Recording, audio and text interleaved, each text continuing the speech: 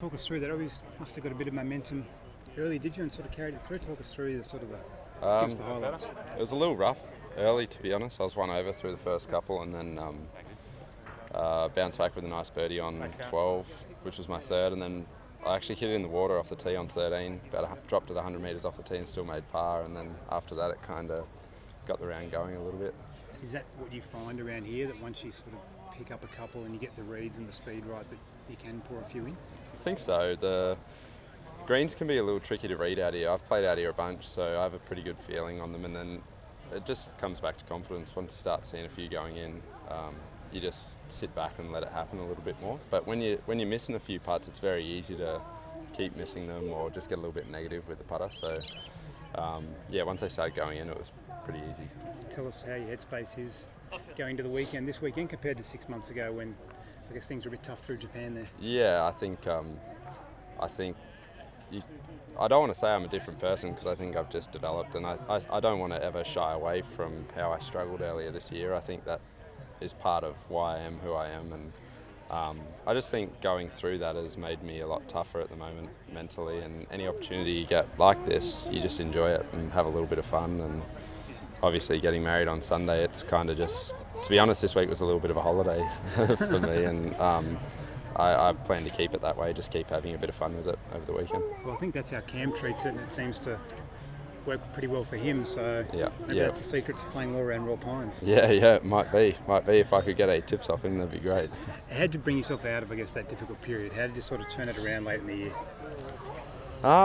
It wasn't any one thing. It was a bunch of different things. A big part of it was just trying to enjoy what I was doing again, and it took a couple of weeks for that work to come to fruition. So I feel like I was doing quite a good job, and just when you're in that rut, it continues to go that way a little bit, and then eventually it just clicked, I guess. I had the right people around me.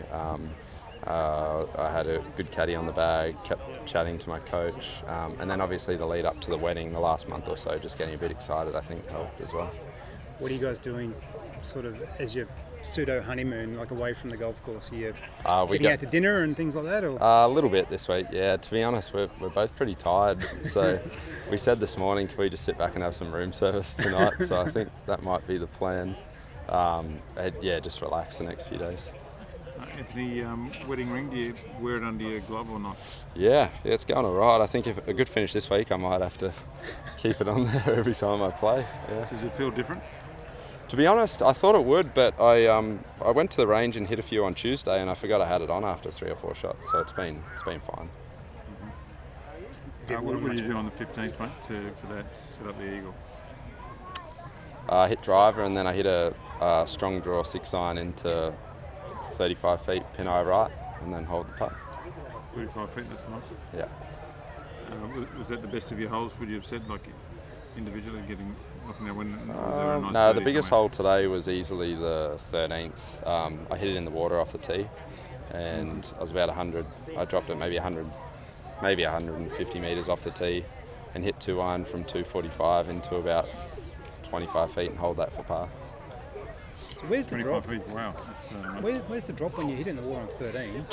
So there's 2 little islands that come out, and so on the second island, 150 metres off the tee, yeah. So it's gone over there with a little bit of a slice, and then it hasn't carried the water, so yeah. Scotty knocked it in the water on day 1. So okay. Yeah, problem with it. Yeah, it's a tough hole. It is a tough hole. Wouldn't mind a couple fairways over the weekend, that's for sure.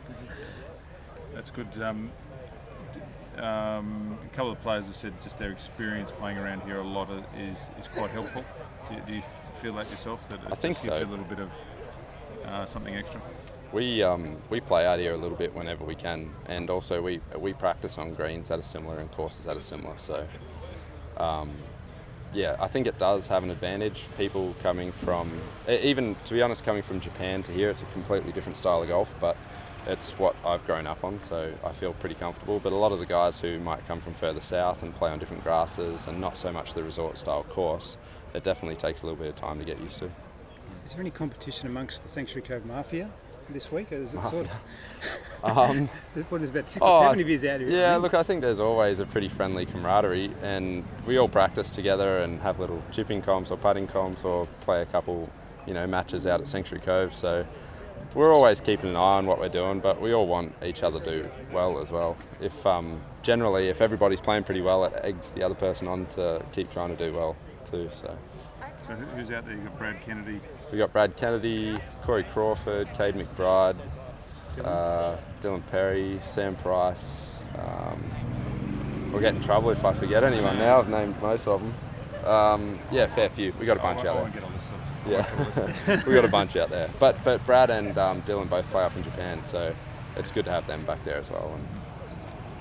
Awesome. Cool, sweet as. Thanks, fellas.